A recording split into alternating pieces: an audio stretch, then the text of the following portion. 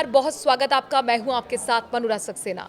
40 दिन के युद्ध के बाद जब ट्रंप ने सीज फायर का ऐलान किया तो ऐसा लगा विश्व शांति की तरफ बढ़ रहा है।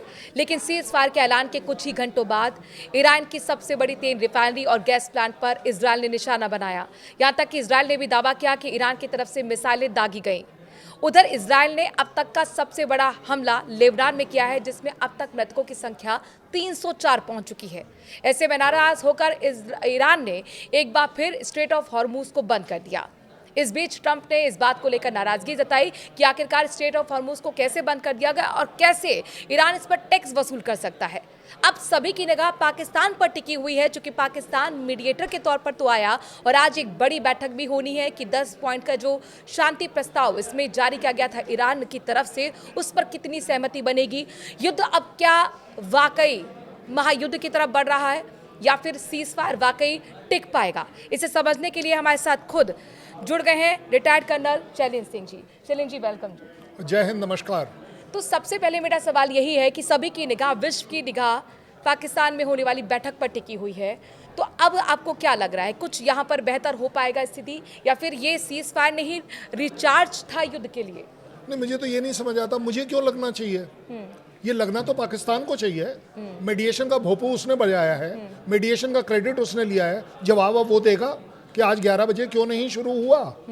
आज शुरू होना था 11 बजे उनके हिसाब से, अभी तक क्यों नहीं शुरू हुआ। उसकी आंसरेबिलिटी किसके ऊपर है? भारत पे थोड़ी ना है, मेरे पे थोड़ी ना है। सबसे बड़ी बात आती है, देखिए, किसी भी तरह का अगर कहीं कोई भी शांति प्रस्ताव लाता है, कराने की कोशिश करता है, मैं उसे 2 सल्यूट करना चाहूँगा। लेकिन उस शांति प्रस्ताव के पीछे, चाहे दुनिया में कहीं भी ले लीजिएगा, एक क्रेडिबिलिटी होती है। आपकी क्रेडिबिलिटी, कंट्री की क्रेडिबिलिटी, आपकी एक रिलायबिलिटी होती है कि आप रिलायबल हैं। आपका एक कैरेक्टर होता है पीसफुल, बहुत ज़रूरी है। तभी तो आप पीस की बात करेंगे, अगर आपका कैरेक्टर पीसफुल है। और सबसे बड़ी बात है, आपकी एक रिकॉग्निशन होती है दुनिया में, तभी लोग आपकी सुनते हैं, मानते हैं। इन सभी पैरामीटर्स के ऊपर पाकिस्तान अव्वल दर्जे पर है। फर्क सिर्फ इतना है कि टेररिज्म में ये चारों चीज़ें काबू में आती हैं। इनमें से कोई भी कहीं पर भी, इवन ट्रंप की स्टेटमेंट अगर पिछले टर्म में देख लीजिए, this is a terrorist state. आज इजराइल की स्टेटमेंट देख लीजिए, अक्सर ने पॉइंट ब्लैंक बोल दिया, it's a terrorist state. Osama bin Laden मेरे घर तो मिला नहीं था। पाकिस्तान क्या, अगर दुनिया में रेपुटेशन ये है तो, और आप देख रहे हैं कि एक शुरुआत भी ऐसी है कि आपने 11 बजे का लेके डंका बजा दिया, बड़ी अच्छी बात है। लेकिन अब आप करा क्यों नहीं पा रहे? मैं आपको इसका स्पेसिफिक रीजन तो आप ये कह रहे हैं कि होपलेस होने वाली ये मीटिंग, कुछ नहीं निकल कर आएगा? नहीं, निकलेगा। क्या निकलना पड़ेगा, निकालना अच्छा। पड़ेगा। हाँ। क्योंकि यूएस भी प्रेशर में है, ईरान भी प्रेशर में है, इजराइल भी प्रेशर में है, दुनिया भी प्रेशर में है। इसलिए इस तरह के पीस टॉक्स जब होते हैं ना, जो सीज फायर, शुरुआत में सारे सीज फायर बहुत ही मर्की होते हैं, बड़े जिसको होता है ना, डर्टी होते हैं। अपना ऑपरेशन सिंदूर ले लीजिए, पाकिस्तान ने माना था कि सीज फायर हो गया, फिर भी शाम को, रात को 8 बजे, 9 बजे, 11 बजे ड्रोन आए। सो टॉलरेंस होनी चाहिए, ऐसी कोई बड़ी बात नहीं है। लेकिन इस सीज फायर में जो सबसे बड़ी प्रॉब्लम आ रही है वो ये आ रही है कि ऐसा दिख रहा है कि कुछ बड़े बेसिक फंडामेंटल डिफरेंस है दोनों साइड्स में। अच्छा। वो इसलिए है क्योंकि दोनों ही साइड ने एज्यूम किया है कि ये चीज़ ऐसे ही है। बातचीत थोड़ी ना हुई है अभी तक, बातचीत तो अभी होनी है। और जब आप एज्यूम करते हैं तो आप एज्यूम ऐसी चीज़ें करते हैं, मैंने जो कहा है ठीक है, और दूसरा जो कह रहा है वो गलत है, और दूसरा मानता है इस बात को। और जब आप ऐसी एजम्पशन रखेंगे तो आपके फंडामेंटल डिफरेंसेस आएंगे। एक और है, इसमें क्रैक्स शुरुआत में ही नज़र आ रहे हैं। मैं आपको बड़ा क्रैक देता हूँ भाई। अगर कोई भी सीज फायर होता है, जैसे अगर हमारा इंडियन वाला भी ले लीजिए, तो ये बोला गया था विद इफेक्ट फ्रॉम 1700 आवर्स, शाम के 5 बजे से ये सीज फायर इफेक्टिव होगा। भाई तभी तो डिसाइड होगा कि किसने गोला उसके बाद डाला या पहले डाला। और ये सीज फायर अनकंडीशनल होगा, कंडीशन बेस्ड नहीं होगा, अनकंडीशनल। क्योंकि कंडीशंस अगर आपने ये डाली हैं कि मेरे 10, जो ईरान ने बोल दिया मेरे 10 पॉइंट हैं, तो क्या उस यूएस ने मान लिए हैं? हाँ। बात कहाँ हुई अभी? हाँ। अच्छा, यूएस बोलता है हॉर्मुज खुल गया। अरे भाई, उसने कब बोला कि मैंने हॉर्मुज खोल दिया? ये जो कंडीशनल बातें होती है ना, तो उसमें क्रैक्स आते हैं। क्रैक ये भी है कि अब इजराइल ने कह दिया कि लेबनान इसका पार्ट नहीं है, जेडी वांस ने भी कह दिया कि उसका हिजबुल्लाह का कोई इससे मतलब नहीं है।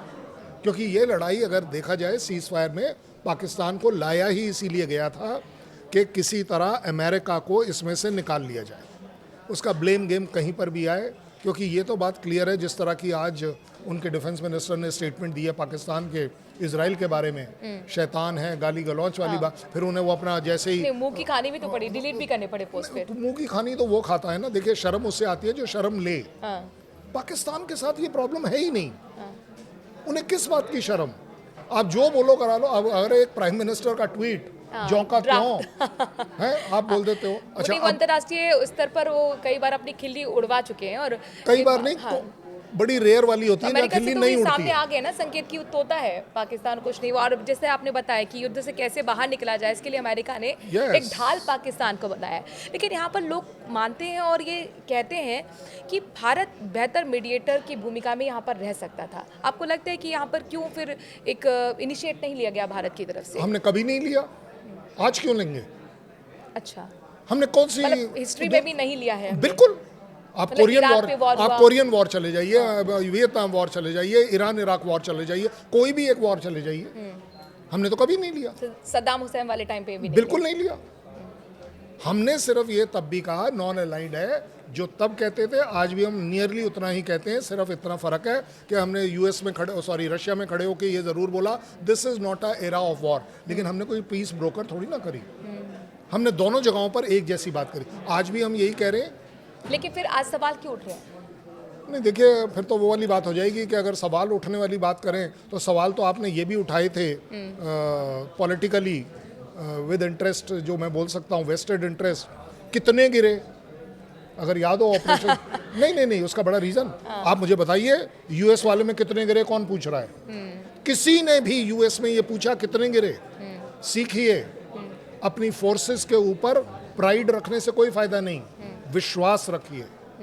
ये वो फोर्स है जो सिर्फ बॉर्डर के बाहर आपको नहीं प्रोटेक्ट करती है। अभी आपने देखा है नॉर्थ सिक्किम में जो एवलांच आया, वो जो अर्थक्वेक आया है और वो जो जमीन खिसकी है, 1,500 लोगों को बचाया गया है। पूछा किसी ने किसी को?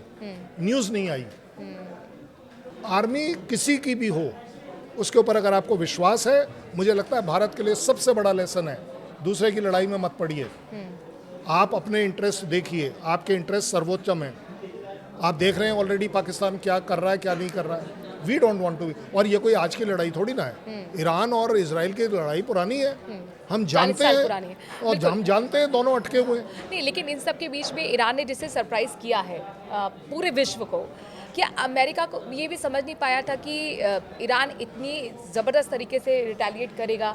और ईरान की जो शर्तें हैं, क्या इस वक्त भारी पड़ती हुई दिख रही हैं सुप्रीम पावर पर? नहीं, देखिए, अगर यूएस के कंपैरिजन में देखें तो यूएस ने एक बड़ी तकलीफ ही अपने लिए कर ली। अगर यूएस समझता था कि मैं सबसे बड़ी ऊंचाई पर हूँ, यूनिपोलर वर्ल्ड का मैं बादशाह हूँ, आज वो ईरान उस बादशाह के लेवल पर आकर आंख से आंख मिला के बात कर रहा है। ये तो हमें ग्रांट करना पड़ेगा। अगर आप कहें कि ईरान के पास जो पावर है, मिलिट्री पावर की बात कर रहे हैं, किसको नहीं पता था? पागल होगा वो जर्नल अगर वो ये नहीं देख पाता कि IRGC क्या है, 6 लाख के सैनिक हैं या नहीं हैं, 4 से 7 लाख के रिजर्व हैं या नहीं है। ड्रोन पावर में पूरी दुनिया इतने सालों से देख रही है कि ईरान ड्रोन रशिया को दे रहा है, उसके बाद अपने नहीं होंगे।